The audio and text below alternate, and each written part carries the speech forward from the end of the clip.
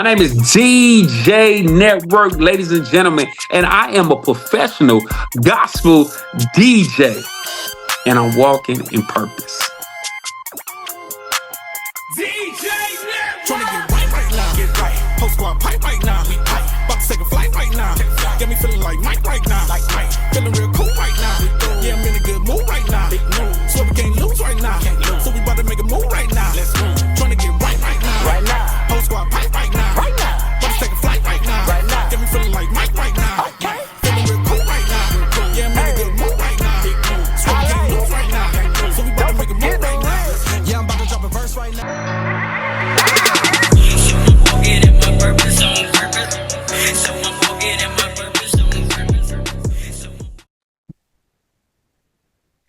So today with us on Stool Talk, we're honored to have a special guest. Here on Stool Talk, we walk in our purpose, on purpose, and today's guest is definitely doing that. A great man of God. I mean, this man's heart is like no other, man. Like, he gave the shirt off his back to somebody. Like, he's always helpful. Always, being a helpmate. Like, he's always being there for somebody who got needs. He's always reaching out. He goes above and beyond, man, countless hours. And, I'm a witness, and I've been a blessing by this man, even in my ministry, which I don't even know he really understands, because he allowed me to be able to do things and be a part of things that I always wanted to do. He make it happen for me, and he even gives me encouragement and motivation. Today we have with us the one, the only DJ Nerwork. How you doing today? Man, that was one of the best intros ever. I think you got Shannon Sharp. I really do think you got Shannon Sharp ain't got nothing on you. They ain't got nothing on you. What's going on, birthday boy? Chilling, man. Just wanted you to know, like, you're appreciative, man. And it's even your words that, sticks in my head at times where I want to do more, but I got responsibility. I got to do this. Just these things that we have talked about in conversations that help push me, motivate me. Well, I mean, what I'm telling you, first of all, you're a blessing to us over here at the show, and the team talks highly about you. And then your consistency and your grind. I mean, you have flooded the YouTube channel for us, and it's a tremendous blessing. I don't even know where you get all these interviews from, but like I said, man, you are doing a phenomenal job being an awesome husband and a father and stuff like that. So I mean, and then your interviews are just getting better. Like, I watch your interviews and stuff like that and everything, man. But it's definitely getting better. I think you might got Oprah in a minute, dog. You might have you might got the queen. I gotta, just stay before God, get more strategy, get more energy. Don't get discouraged at different times where I want to do something. I can't be involved because I know it's gonna work out for me. And, yeah. Yep. So, what inspired you to become a DJ, and how did you use faith to shape the way you do it, your journey? Because your journey is real different, and you so humble. Like, I keep finding out stuff, and I'm like, why didn't he tell me he was a part of this movement? Why didn't he tell me he was a part of this? Just because YouTube brings stuff up in this show. Yeah. Like, so how tell us a little bit about that. Well, it wasn't planned for me to be a DJ. It definitely wasn't planned. My grandmother, she raised me, and she kind of built me into be a professional baseball player. That was her plan from the get-go with that. But it changed because I had a health situation with a heart situation that they considered me as damaged goods. So that I had to pivot that situation and move in a new direction. My last year of high school, this young lady, I got to give her props, Medina Gordon, great friend of mine. We were in class because I was the class clown, and we was in like third period at the time, and we had a substitute teacher, and I was making all kind of ruckus. I was trying to make the class laugh, but I set up the scene where I was playing as a DJ.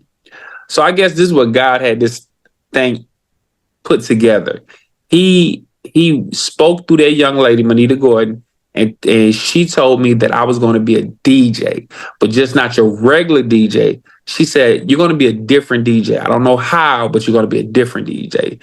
And that's when the seed was planted, the birth of myself as where I'm at right now, DJ Nerwork. Yeah.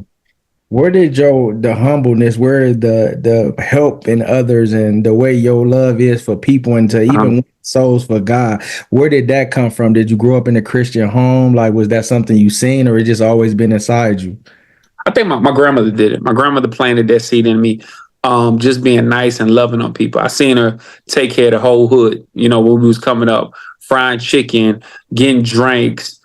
She yelling at the kids, the troubled kids, but telling them to bring their behind off in the house so they can get something to eat because their parents couldn't afford food. And my grandmother made nothing out of something. You know what I'm saying? Like, you know, she'll take a pack of chicken and feed everybody. And the neighborhood has so much respect. The drug dealers, everybody has so much respect for my grandmother. And when I seen it, it just put something in me that I really can't even explain. With my grandmother and God, when they mixed that thing together, it came up with somebody that I love to help people. I just love to help people. I like to help the underdog. I just like help people. I like for people to have a good time. And because we could look at a whole bunch of stuff and be sad and mope and all this other stuff. But when you got somebody that want to help you out, love on you, and just celebrate you, I mean, I can celebrate people and I don't even have to be on a platform. You know what I'm saying? Like, I just love helping people, man. It gets me excited. Yeah, what draws you to working with the youth, and why you think it's such an impact for the youth? Because you do it in the way that you want to do it by what God puts on your heart, and it's authentic. You don't just Yeah. keep up with the Joneses. You don't just do this because this what everybody Uh-huh. else. When you like, well, if it's 99 over there, what about that one over there? Let me Yeah, yeah, it's get good. him. That's You know, good. that's how you are. What? How did you know that this is what you wanted to do and to make an impact on the youth, and not just the way everybody's doing it, but what God is putting on your heart? I don't know, man. I just love helping kids, man. I just love helping them, man. The kids go through so much, man, and I think that's the beginning piece. You know, you got to be start off with a kid to be a grown up, and I think really if we help the kids out now, if we get them while they're young, then when they get older, you know, they won't be like that. You know what I'm saying? Some of them won't. Like maybe 75 to 85%. If we could start off now because the world do it. The world get them now. They got all kind of stuff like YouTube and social media and everything, and they playing that seed now. And even my kids, you know, I see my kids get caught up in that stuff. So if the world can do it, I feel like I can do it. And then the crazy part is these kids don't need a lot. You know what I'm saying? They don't really need a lot. If you pay attention to the kids and you show the kids love, I'm telling you, man, because I don't have millions of dollars, but all the kids I've helped out, it was just off of I'm paying attention to them, I'm loving on them, and I'm appreciating them.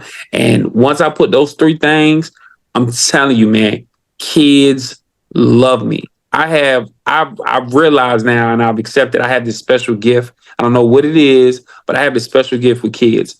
And kids just attracted me. It doesn't fail. Like it does not fail. Even when I don't even want to be bothered with them kids, I still are bothered with the kids. Yeah. And I don't get mad at it. I love it. You know, I can do it for free.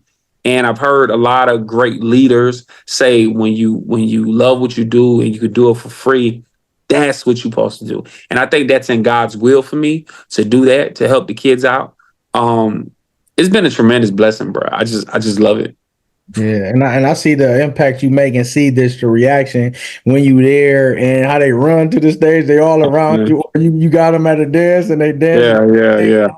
It's like no other. Can you share a memorable time or moment where you impacted somebody's life and they Mhm. told you like, man, thank you, it was a blessing, or you even seen it? Okay. This one moment that I'll never forget. I ran a gospel label at the time. I had my own gospel label called Helping Hands Entertainment. And I had my first artist that was signed to the label. Her name is Carmen. She's still doing her thing. And those were good times doing ministry. That was definitely good times doing ministry. We didn't worry about no record sales. We didn't worry about none of that. We just worried about winning souls for the kingdom. And we went down to Mississippi. We had a show. Well, how I had it planned was she had a show in Mississippi in Nashville because it was Stella Awards weekend. So I Yeah, said, dang, how are we going to do this? Right. So we left Friday night and went down to Mississippi to do the show.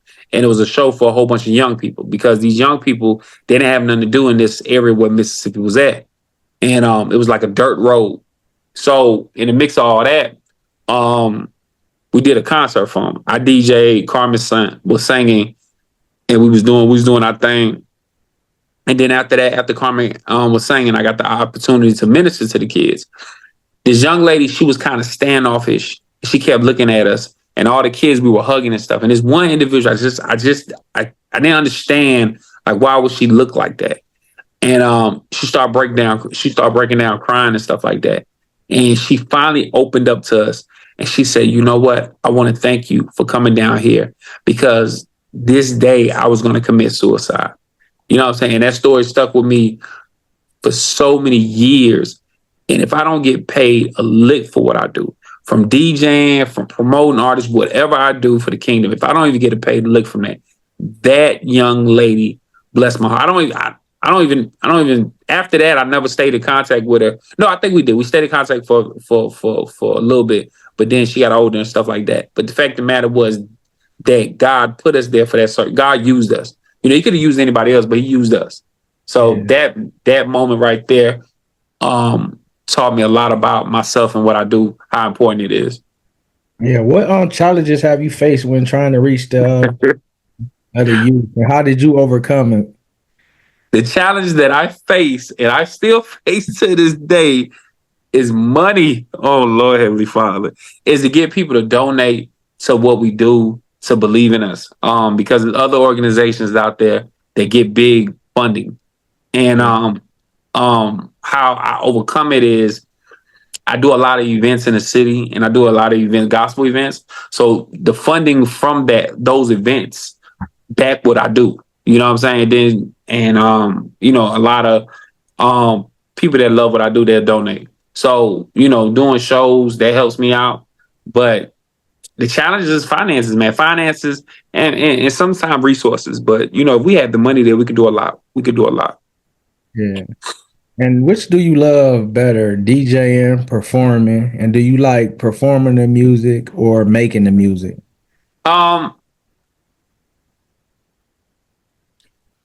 I like DJing. I really do like DJing. Making the music is cool. Because I'm not a really artist, but I'll get in the studio. I love creating stuff.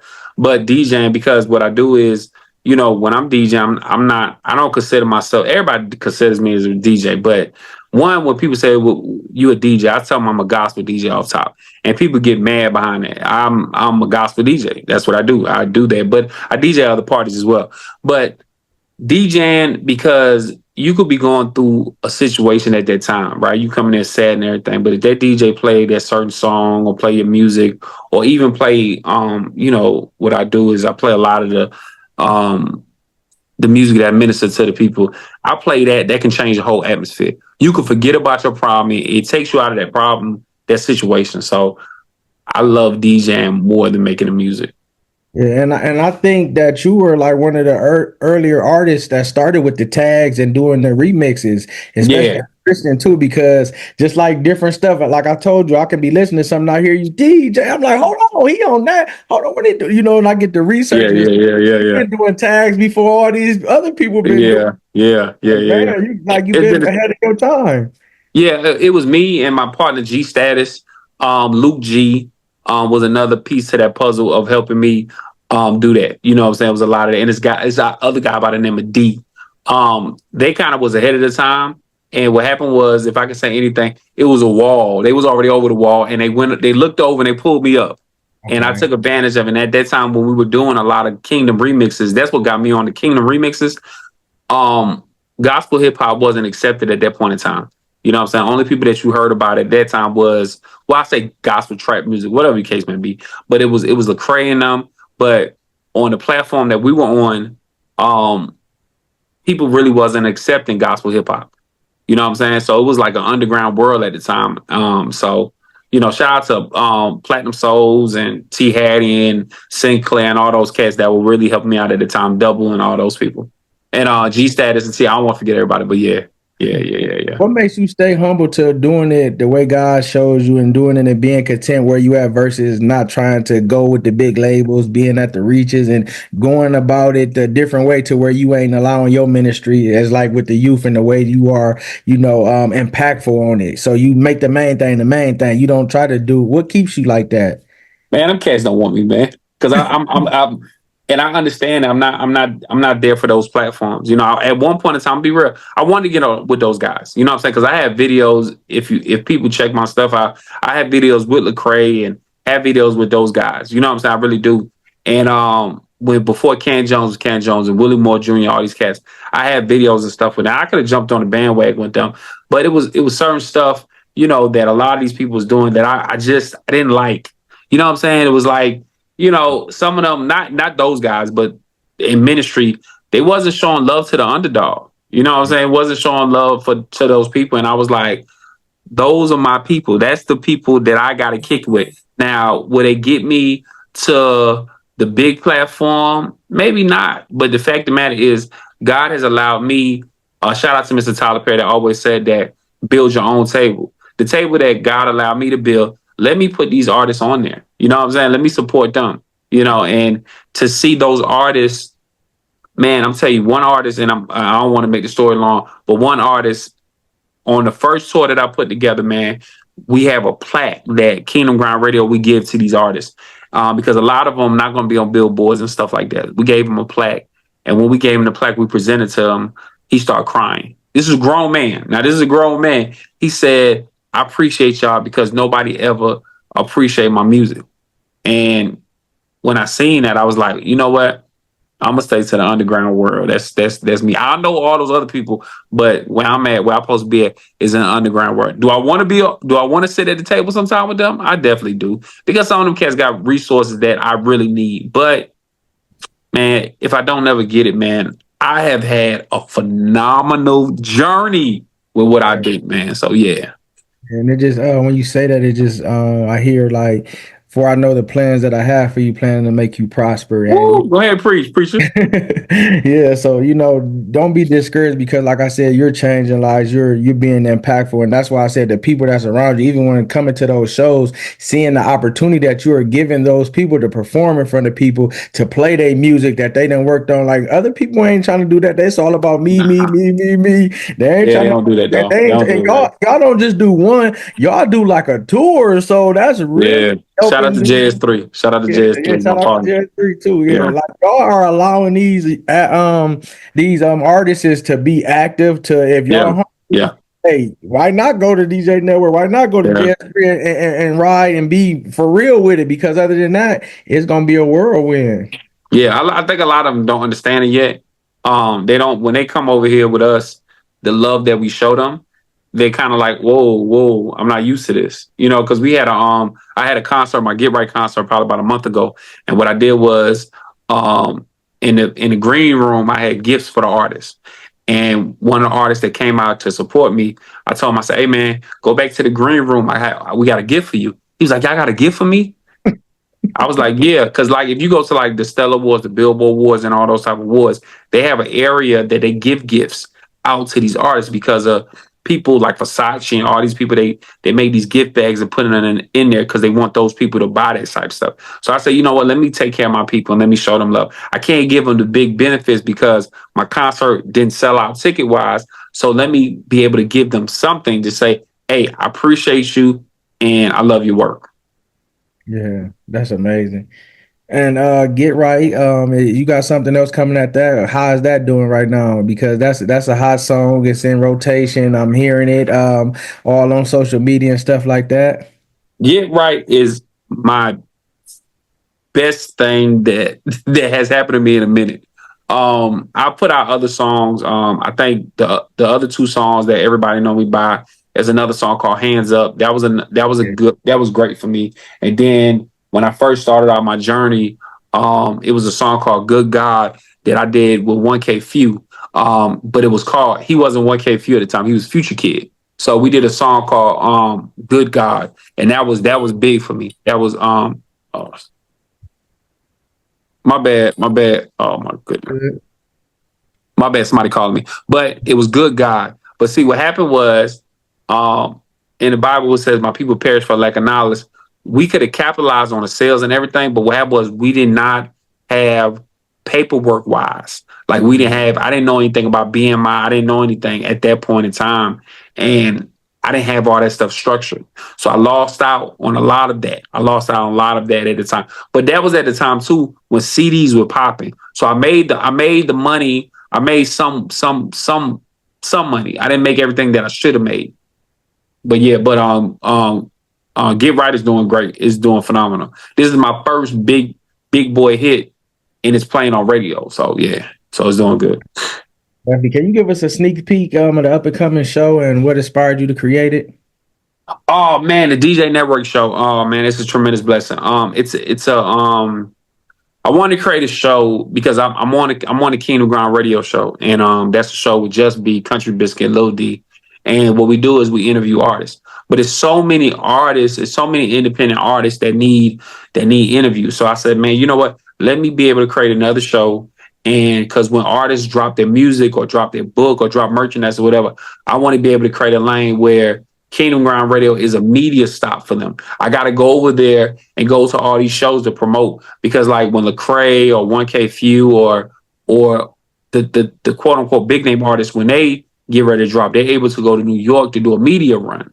So this show was a part of artists doing a media run, and then it's a show to create to let you sit back and enjoy stories that you'll never hear about. You know what I'm saying? Enjoy testimonies that you'll never hear about. So I think my show, you have a lot of other podcast show and stuff like that, and I commend on everybody else. But this is going to be a show that reveals about testimony and, you know, talk about God.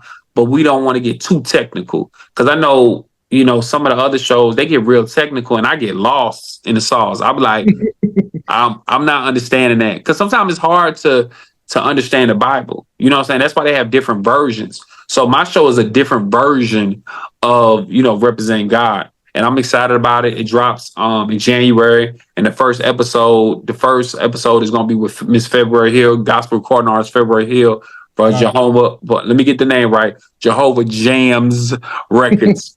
JS3 kill me if I didn't get it right. But and me and her have a great friendship where I think the conversation will be genuine. So, you know, you'll catch stuff like that. But I fought with the name because I didn't know it was supposed to be the Gospel 808. But I was like, you know what? I got to build my brand even stronger. So I'm just going to say the DJ Network show. So, yeah. Definitely. Yeah. Last couple questions. I get let's do it. What would you tell your younger self if you could look back and say something to him? Boy, stop tripping and hold on. Stop tripping and hold on. Because it's going to work out. Because if you believe in that God that you say you believe in, he's going to work it out. You know, he's going to work it out. So at that point in time, boy, build your faith up because you ain't got none. You tripping. You out here telling these people have faith and you tripping. So I really wish, man, I really wish I wasn't tripping back then. I really wish the faith that I have now, I could have just deposited that in my old self. I could have been so far ahead, dog. I could have been so far ahead. If I would have went to bed and stopped tripping, them late nights I stayed up stressing. If I would have just said a prayer, had faith as a mustard seed, and just went to bed, oh man, I'd have looked a little bit better. You know what I'm saying? That's what I would have told myself. What are your future hope for young Christian hip hop artists in the culture that's trying to do music? I want them to be successful on the platform. I want them to reach the platform of billboards and all that other stuff. But I want them to not worry about that. Really talk. You know what I'm saying? Because I want them to worry about winning souls for the kingdom. You know, because a lot of the artists be like, well, if I can get the record sales and everything. Nah, bro, just worry about winning souls for the kingdom. Making music to minister to that person. Because right now we sitting there having a great conversation. You know, you give me some great questions, but it's somebody that's gonna kill themselves tonight. You know what I'm saying? And they need to hear the music. This music gives people hope. You know what I'm saying? And they're playing seeds. So if all the artists, man, I just hope the artists still may continue to make great gospel music and really hear from God. You know what I'm saying? Just not really trying to compete with the world. I really want you to get in your prayer closet and really create them songs that can minister to the lost. Because there's so many hurt people out here, bro. It's so many hurt people, and they need to hear this music, man. They need to hear this music, man. I'm telling you, this music, one that gets me all the time. Lecrae has a song with a young lady by the name of Toya. I forgot the name. Kelly? Yeah, that song right there. I'm telling you, I played that song so many times, right? And the words speak to me so much. But when I seen it live, because that's the time 1K Few, he got signed to Reach Records that same day. I remember that. That song was speaking to me so much, bro. I was in the crowd and I'm up here like this. I'm trying not to let people see me shed these tears, but I need artists to make songs like that. And I'm hoping that's what the Christian hip hop, the cultures are going to do. Man, this is so crazy, and this is how God and the Holy Spirit work. My mom and them is on the road, right? She Yeah. said this thing after she told me happy birthday. She said, "Have you heard this song with Lecrae featuring Tori Kelly? I'm gonna Look scream at that. out to you. It's so good." Yeah. Because she No, listened to the series. that's why I want the artists to go, man, make songs like that. Yeah, it's cool to make hot songs and jumpy songs and stuff like that, man. But to make songs like that will touch people, man. Because I mean, if you listen to what he said, man, it's crazy if you really dissect that song. Like it's crazy. I don't know what he was at, and I would love. I'm hoping with my new show, I can interview him, and that would be the first question I was asked, bruh. Where was you at mentally when you made this song in the words, like the opening sentence, and then the hook she has? Man, come on, man, it's crazy. There it is. We thank you. We're spotlighting you. And just for others can see your journey, man, because you do it different and you're a blessing. Like I said, you've been a blessing to me and so Okay. many others. May God continue to bless you in your business and your brand and even in your ministry. May He give you the words to say at the appointed time. May He give you fresh fire, fresh revelation as you go into this new season. May you have favor even with your show, and may the finances come. May God bless you for all the seeds that you sow. You definitely gonna reap because you have sowed in good harvest, and definitely because you gave and you wasn't grudgingly when you had to give your last to make somebody else's life better, or even to promote your ministry or promote God, and God gonna get the glory by what He do in you. So we just thank you. We appreciate you. I appreciate that, my boy. I love you. I receive it, but definitely do this for me. Look, man, you have been a blessing to our network. You have been a blessing. You have filled our YouTube channel up and blessed us. I want you to continue to do, even if this journey is a place where where you have to get off the train and go do your thing. I'm telling you, bro, you have something. And I told you that a long time ago. I watched the stuff before we even met. And I said and I told just being all them from the team, I said, this kid got something. I'm telling you, bro, keep pushing. I don't care if you don't get no views on your thing or whatever, stuff like that, bro.